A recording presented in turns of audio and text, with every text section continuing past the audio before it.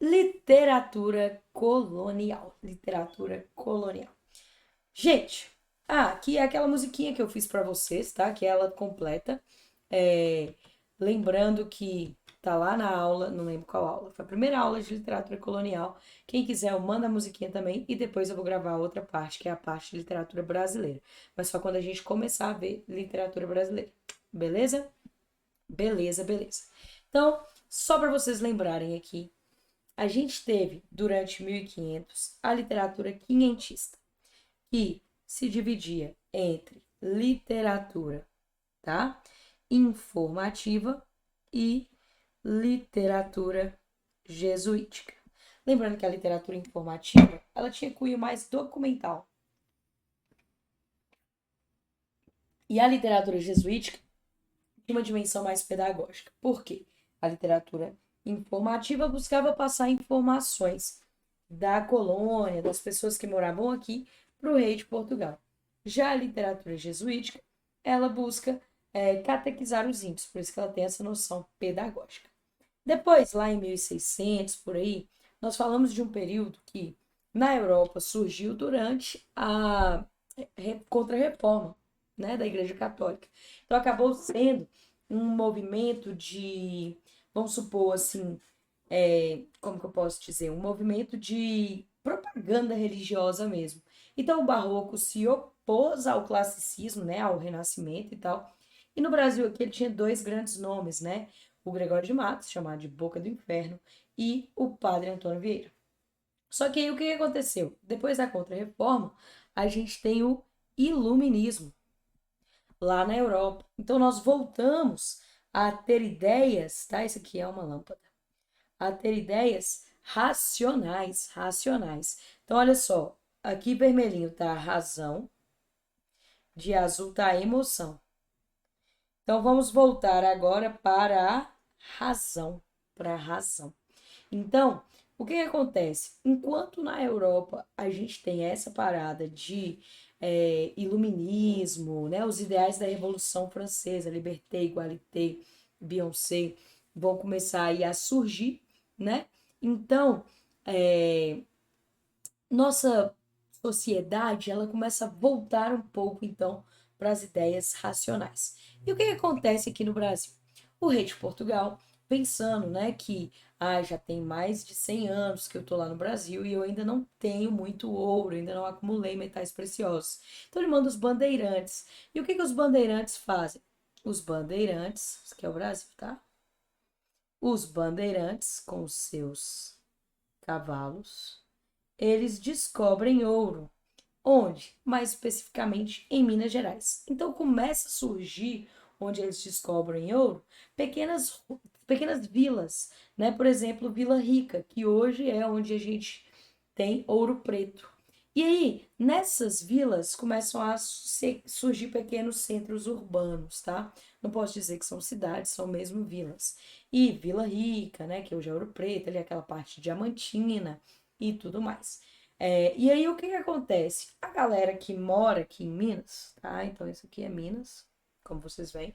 A galera que mora aqui em Minas sai do Brasil e vai estudar em Portugal. Quando eles vão estudar em Portugal, eles chegam ao Brasil, né?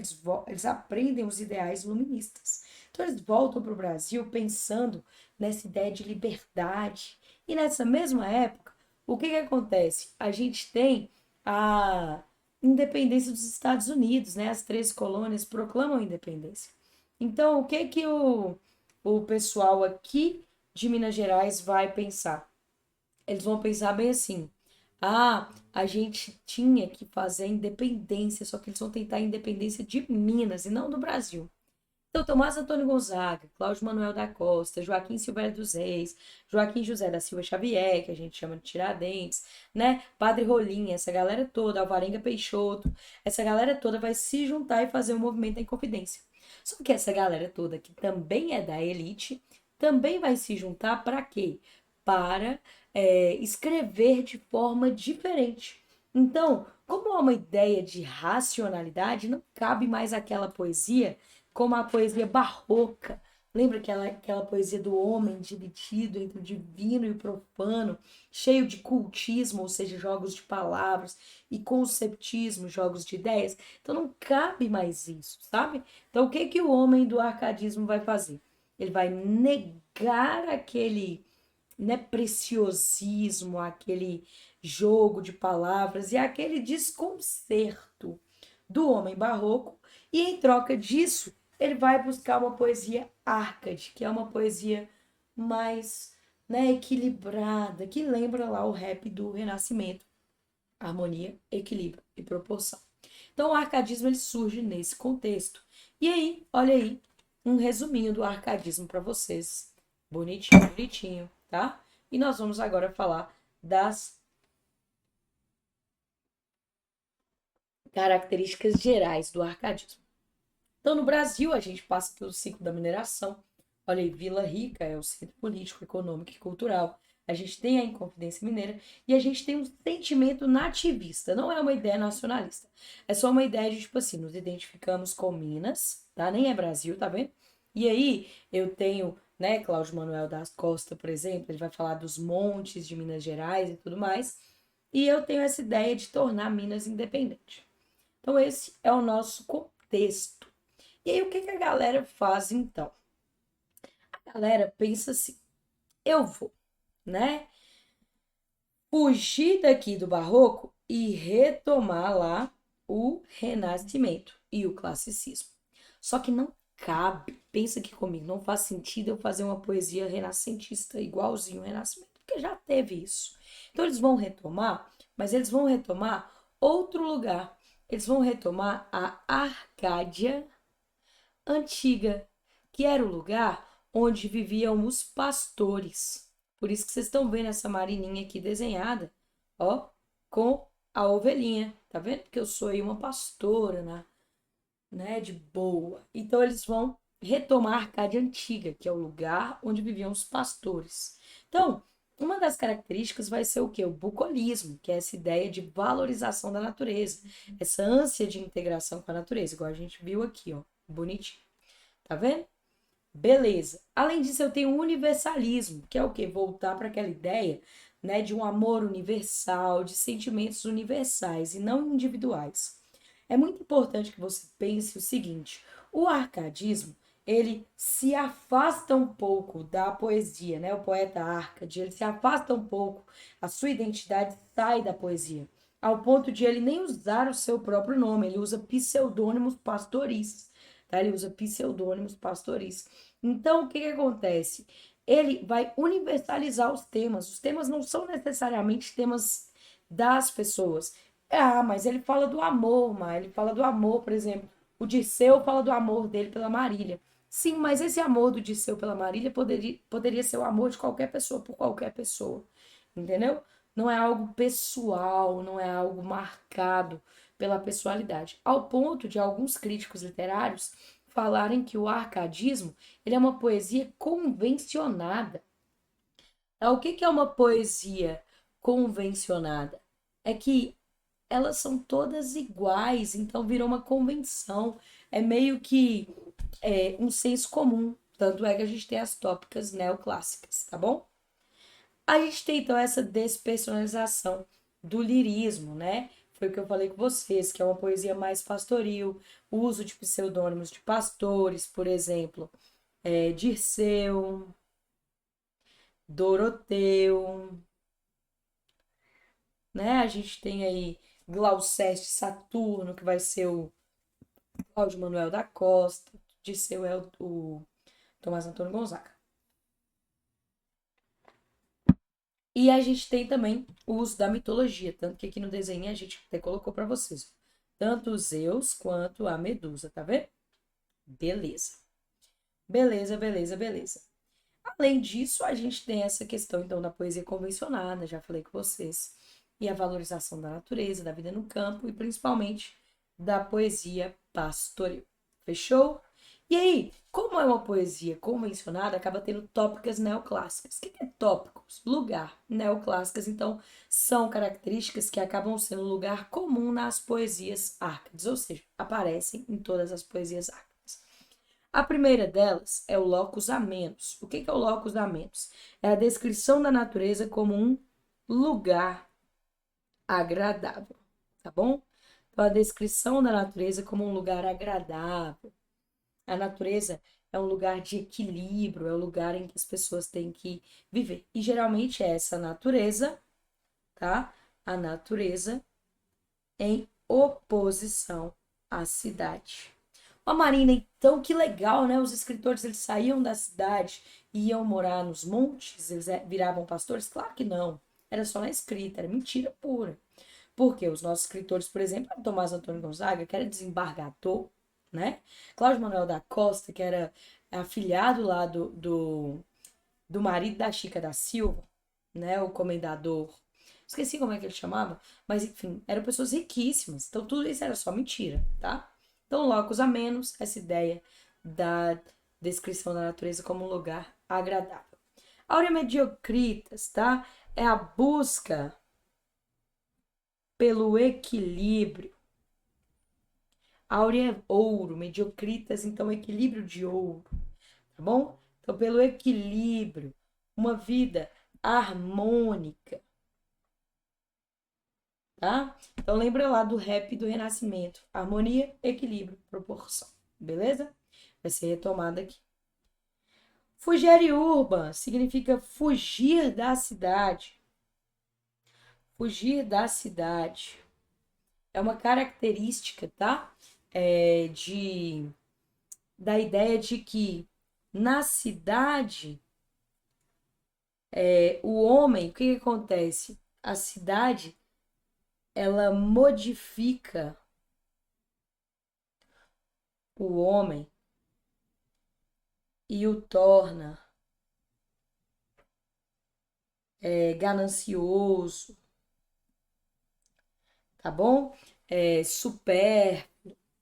Superficial. Então, é por isso que o oposto da cidade é o campo, tá? É a ideia da vida no campo e tudo mais. Beleza. Carpe diem inutilia truncar. Carpe diem, vocês lembram, surgiu lá no Barroco. Carpe diem é o quê? É aproveitar o dia, tá na moda, né? A galera até faz tatuagem disso. Aproveitar o dia é legal porque no arcadismo o carpe diem acaba se tornando meio que um convite para o ato sexual, sabe? Ah, então existe amor no arcadismo? Existe. O amor aqui, ele não é idealizado, tá? Ele é um amor universal e uma coisa muito legal, ele é um amor bem material. Aí o cara vai chegar para a mulher e vai falar bem assim, olha, você tem que pensar que o tempo passa e quanto mais o tempo passa, mais ele te marca. Então ele vai falar que havemos de esperar, Marília Bela, que se passem os florescentes dias, as glórias que vêm tardes já vêm fria. Não deixe que o tempo imprima no seu rosto essa pisada e te converta essa flor, essa beleza, em pó, em sombra, em nada. Então, olha só, olha, Marília querida, não fique esperando, não, porque o que a gente deixa para depois, a gente não consegue curtir, tá? O importante é viver agora. Você sabe que o tempo tá marcando, tá pisando no seu rosto. Então, é o seguinte, é melhor você dar para mim, porque se você não der para mim, se eu não comer, a terra come. Então, a ideia do carpe diem acaba sendo associada quase sempre nos poemas a esse convite ao amor material, né? Então, é essa a ideia do carpe diem que vem desde o barroco. E juntamente, a gente tem o inutilia truncar. Truncar é cortar. Inutilia, inútil. Então, cortar o inútil, viver com pouco, viver equilibrado, cortar o que é supérfluo. Por isso que tem sempre essa oposição entre a cidade e o campo, porque a cidade ela leva a essa ideia do superficial. Olha só que legal. Tem aquela música que eu acho que é do Erasmo Carlos, mas o Jota Quest regravou há pouco tempo, que é Além do Horizonte. Sabe, além do horizonte existe um lugar, sabe, né? E aí o que acontece? Além do horizonte é bem arcade. Por quê? Porque apresenta todas as tópicas neoclássicas praticamente, ó. Olha lá, vamos pensar aqui na letra da música. Além do horizonte existe um lugar. Eu acho que ela é do Roberto Carlos ou do Erasmo Carlos, não sei. Mas é um desses. Então, além do horizonte, deve ter algum lugar bonito para viver em paz, onde eu possa encontrar a natureza, a alegria e felicidade, com certeza. Então, olha aí que a gente tem o bucolismo. Junto do bucolismo, a gente tem a valorização da natureza e a gente tem a descrição da natureza como esse lugar agradável. Além de falar que é além do horizonte, então dá uma ideia de que ele vai sair de onde ele está e ir para outro lugar, que lembra o Fugere Urban aí, né? Que é fugir da cidade. Lá nesse lugar, o amanhecer é lindo, com flores festejando mais um dia que vem vindo, onde a gente possa se deitar no campo, se amar na relva, escutando o canto dos pássaros. Então, olha só, o amanhecer é lindo, logo os amenos, tudo isso, flores festejando, mais os dias que vem vindo, e onde a gente pode se deitar no campo e amar na relva, né, escutando o canto dos pássaros. Aí a ideia é um pouco de olha, vamos materializar esse amor e tal. Aproveitar a tarde sem pensar na vida, andar despreocupado sem saber a hora de voltar, bronzear o corpo todo sem censura, gozar a liberdade de uma vida sem frescura. Então, olha aí a ideia do inutilia truncar, é uma vida sem frescura, uma vida sem o superficial, é ficar nu, bronzeando o nosso corpo, né? Mas olha só que legal, se você não vem comigo, nada disso tem valor, de que vale o paraíso sem amor. Se você não vem comigo, tudo isso vai ficar no horizonte esperando por nós dois. Então, olha lá, aproveitar a vida, né? Aproveitar a tarde sem censura, a ideia do Carpe Diem. E logo depois do Carpe Diem, né? Que é aproveitar o dia, ele fala bem assim: se você não vem comigo, tudo isso vai ficar no horizonte esperando por nós dois. Que é bem parecido com o Tomás Antônio Gonzaga falando lá com a Marília, né? Olha só, se você não der para mim, se eu não comer, a terra come. Então, o tempo vai imprimir em você essa pisada. Então, além do horizonte, existe um lugar bonito, tranquilo pra gente se amar. Então, toda vez que você quiser lembrar de Carpe Diem, lembra dessa música e lembra de todas essas características que a gente falou aí, tá? Os nossos principais autores estão aí, Cláudio Manuel da Costa, aí é Custa que tá escrito, mas é Costa, tá? Desculpa. Que é o nosso Glauceste Saturnio, que eu falei. Tomás Antônio Gonzaga, o Cláudio Manuel da Costa, ele tem uma característica legal. Ó, quando a prova do bombeiro era feita pela banca anterior, né, que era a Fundep, caía muito Cláudio Manuel da Costa, relacionado principalmente à forma como ele falava dos montes de Minas, tá? Então, o Cláudio, ele tem essa característica um pouco de descrever Minas. Não sabemos como vai ser agora, mas antes caía muito, então é bom falar. Tomás Antônio Gonzaga, que vai fazer Maria de Disseu, e Cartas Chilenas é incrível, porque ele faz uma crítica à corrupção de Vila Rica, usando pseudônimos e tudo mais.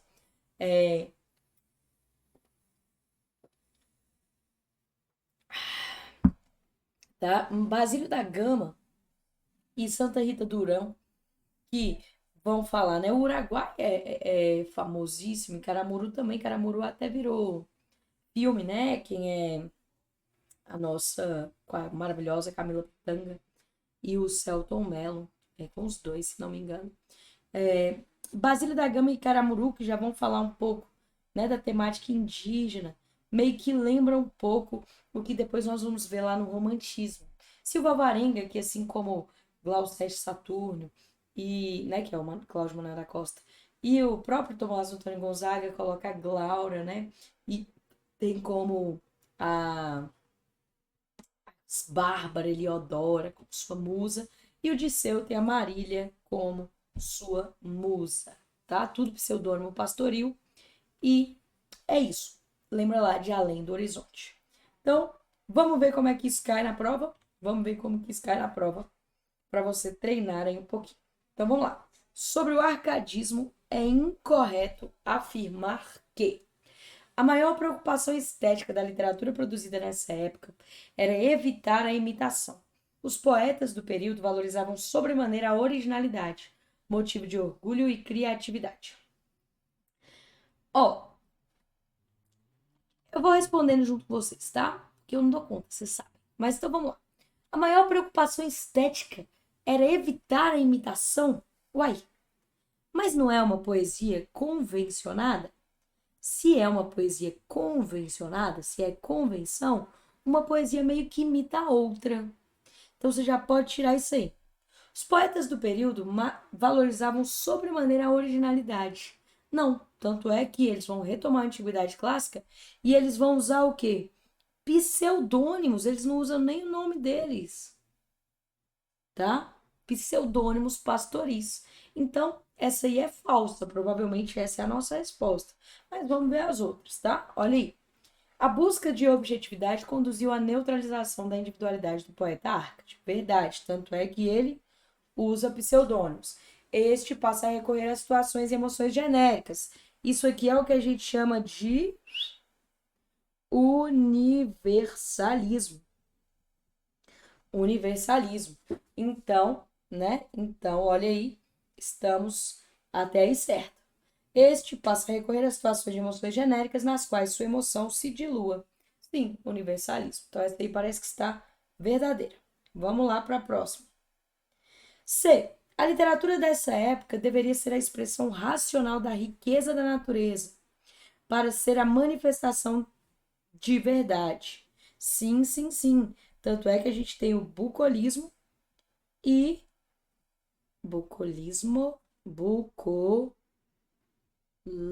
escrevi tudo errado. Mas vocês entenderam. Bucolismo e a descrição da natureza como um lugar agradável, que é o locus amenus. Beleza? Não se trata, é claro, da verdade da ciência, mas de uma verdade possível. Ou seja, existe da arte que seja verossímil, segundo os padrões de uma realidade situada além dos limites artísticos, tá? Também é verdadeiro porque quando o homem vai falar da mulher, por exemplo, ele vai utilizar elementos da natureza para comparar com a beleza dela. É diferente do romantismo, que idealiza, tá? Aqui ele fala que o sol brilha, né, que os cabelos dela são loiros como os raios do sol. No caso do romantismo seria, seus cabelos são mais cintilantes do que os raios do sol, tá? Então, é mais essa ideia aí que é uma realidade verossímil e não a ciência em si, tá? E olha lá, o texto, o excesso de generalizações de situações das emoções nesse estilo teve consequência uma limitação expressiva, sim, é o que a gente chama de poesia convencionada. Por isso que tem as tópicas neoclássicas, que são os sensos comuns da poesia. Muitas vezes tornava os poemas convencionais e monótonos. Verdadeiro. Além do horizonte existe um lugar. Beleza? Então, nossa resposta aí, letra A, de ainda bem que agora eu encontrei vocês. Então, vamos lá. Assinale a alternativa que apresenta erroneamente uma característica da linguagem Arcade. Quer saber erroneamente? Rogério Urban. Os Arcades defendiam o bucalismo como ideal, quer saber erroneamente, de vida, isto é, uma vida simples e natural junto ao campo e distante dos centros urbanos. Fugir urbano é fugir da cidade. Então aí, né? Então tá tudo tranquilo. Áurea Mediocritas, idealização de uma vida pobre e feliz no campo, em oposição à vida luxuosa e triste da cidade. Verdadeiro, né? Áurea Mediocritas é um equilíbrio, harmonia. E essa harmonia, ela é encontrada apenas na natureza. Simplicidade formal, procurava-se atingir o ideal de simplicidade, o equilíbrio clássico e a medida certa. Lembra lá do rap do Renascimento, que aparece aqui. Harmonia, equilíbrio e proporção. Então, também verdadeiro. Preciosismo formal, olha só, se a C tá certa, a D tá errada. Porque Porque se um fala simplicidade formal e o outro preciosismo, então você já tem que estar esperto aí nesse tipo de questão. Quando tem duas coisas muito opostas, uma delas provavelmente é a resposta. Então, olha aí. Objetiva-se uma poesia complexa que fosse rica em recursos estilísticos? Não, isso aqui tá mais para barroco, que apresenta lá o cultismo e o conceptismo. Portanto, nossa resposta aí é errônea, letra D de jeans. Letra D de jeans. Agora vamos para a terceira e última questão. Olha aí. Assinale a alternativa que a relação, né? Em que a relação. Faltou um em. Estilo característica de linguagem está incorreta. Arcadismo tem característica bucolismo? Tem. Barroco tem preciosismo formal? Tem.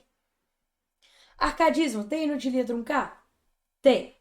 Barroco tem pastoralismo? Não. Quem tem pastoralismo é o arcadismo. Beleza? Então, nossa resposta aí, letra D de jeans.